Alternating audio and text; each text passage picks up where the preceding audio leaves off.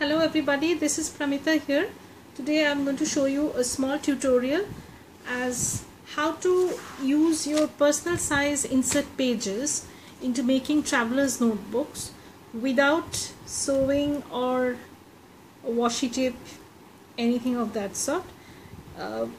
We just require a few items. First of all, you'll require the personal inserts and binder clips, some Mod Podge or some craft glue, double-sided tape, clear tape, both of 1 inch size preferably, and if you want to make a cover for the traveler's notebook, you would require some kind of pattern paper or cardstock paper.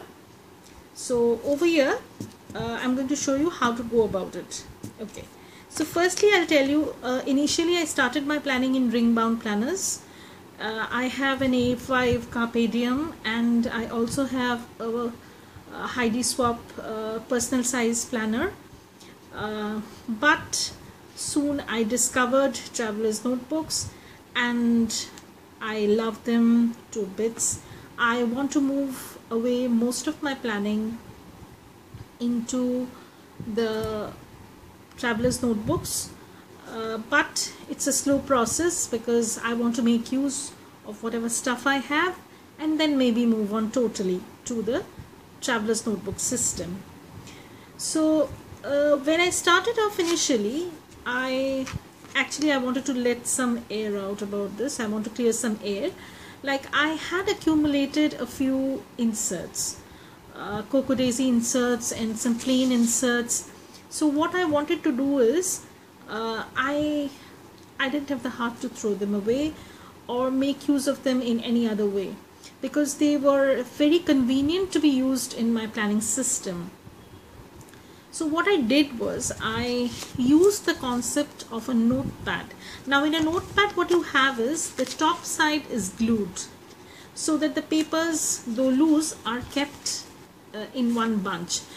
That same concept is used while making this traveler's size notebook. So in this case what I have done is I've made two similar sized bunches, preferably similar sized. It can be of two different sizes, it doesn't matter. Similar sized bunches, and glued one of the sides, which is going to form your spine in this way.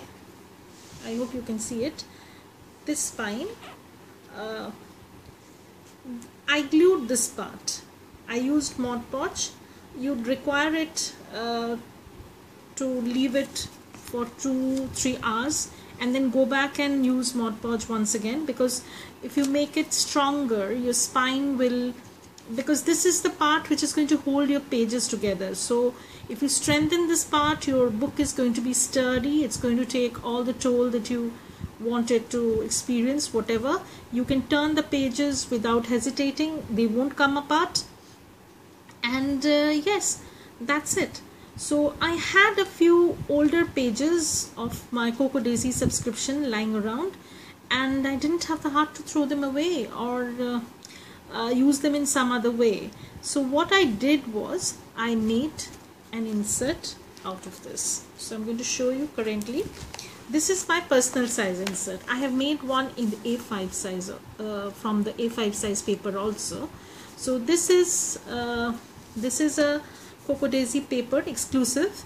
We had received them in our kits, so I tried to use that, and these are some of the older pages. This is, I think, from the month of January, and I had them lying around. I wanted to use them, and this is, I think, from the month of May, and these are from July, so I don't mind. These are, once again, I had already punched them because I thought I'd be using them in my personal size planner, but by that time I had already discovered traveler's notebook. So I thought, what's the heck, I will move out my system into my traveler's notebook. Anyways, so what I did was I made two bunches of papers. Like when you notice the traveler's notebook inserts, they have a spine or you can say they are stapled or stitched in the middle. So over here we don't have anything in the middle, but we need the elastic cord to pass through. So we need to create a middle part where the elastic cord will lie safely, holding this whole notebook into the system. So what I did was I glued this part and formed a bunch of paper. This became one stack, and I have another stack also which has its glue drying. So I have made two stacks like this, and yeah, I'm going to use them in my traveler's notebook. So this is going to be the basis of our notebook. Two bunches of the size that you want to make, and after using Mod Podge or craft glue on one side, let it dry and apply a second coat. If you think you require a third one, you can apply that too. It doesn't do much harm. It's okay, like, to make it a bit sturdy. Then after these two bunches have already been made, like, we'll have to create a cover for this. So for that I'm going to use, I have already made some sort out here. I'm going to show you how I did this. So in this case, what I did was, this paper was not long enough to make the whole booklet or the whole cover of the same page. So what I did was I used half of it out here, and then I've stuck another page. So you can see this is another page, this is a different paper, and this is another different paper, and I've stuck a journaling card on top. This is once again this is a Coco Daisy Day in the Life kit, September, no, this is for the month of August, and their papers are awesome.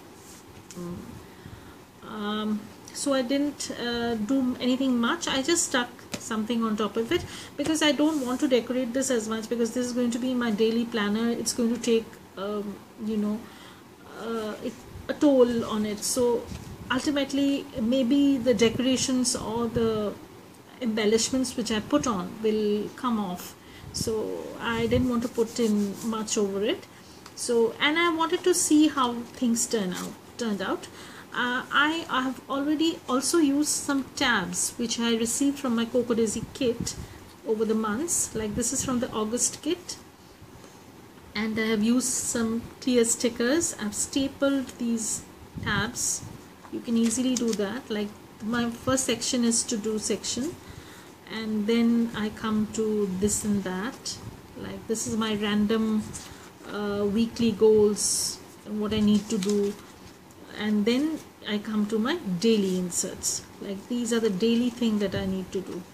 So these have hole punches in them, I don't mind, but the front section I didn't punch them because I was contemplating making them into a notebook, so I didn't punch them, and they work out fine. Like, you can see the spine is pretty sturdy, and you can write on them, it lies flat.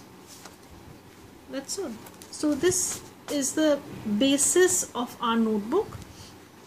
Now let me put this aside. So this is the other notebook that I had made from the A5 size. I had chopped away some parts because I had to fit it in the standard size, but it came out to be a bit wider because I didn't have the heart to cut out all the artwork, you know. And over here I had used washi, but I'm not very happy with the washi stuff. So at this time onwards I'm going to use clear tape and double-sided tape so that the finish is, you know, like you have bought them from the shop. Like, it's going to have a better finish. And this had the month June written on it, so I stuck a sticker on it like a boss. So that's it. This is my standard size, a little bit wider maybe.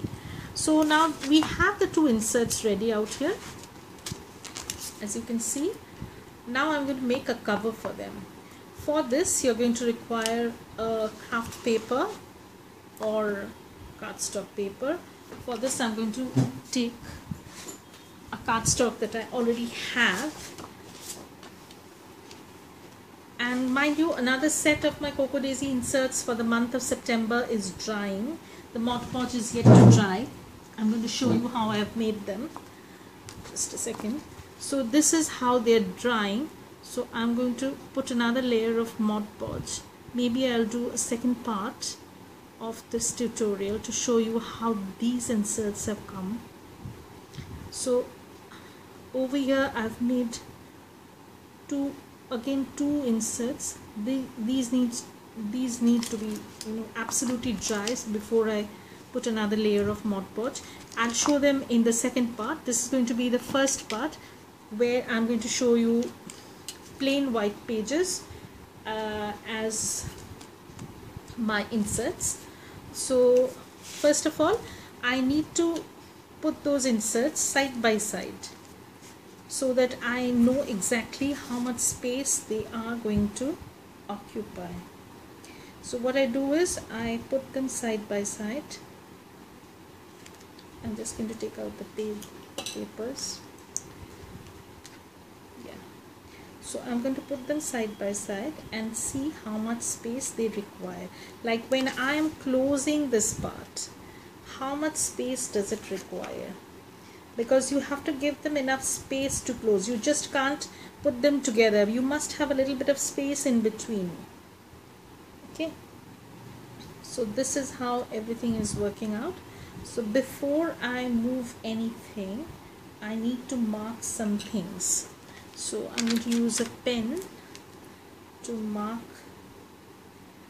the space that I require, where I'm going to put my double-sided tape.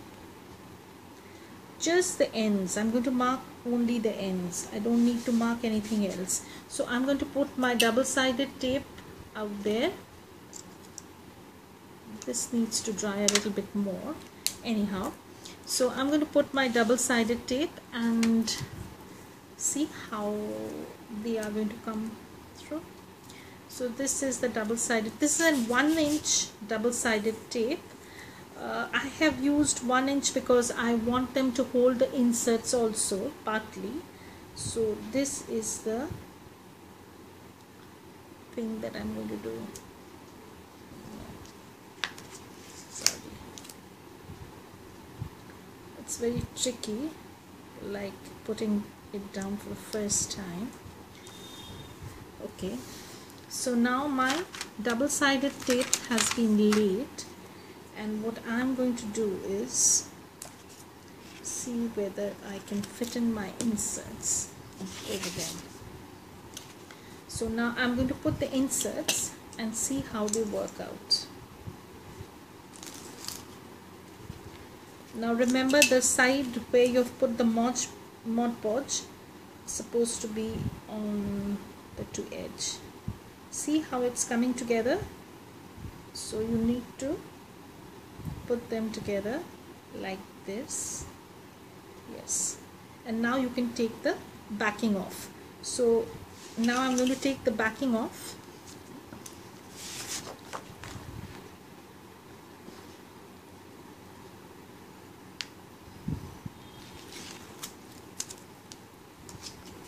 And lay them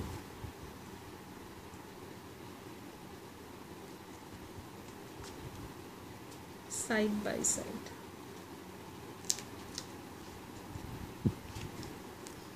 Now I'm going to lay them side by side.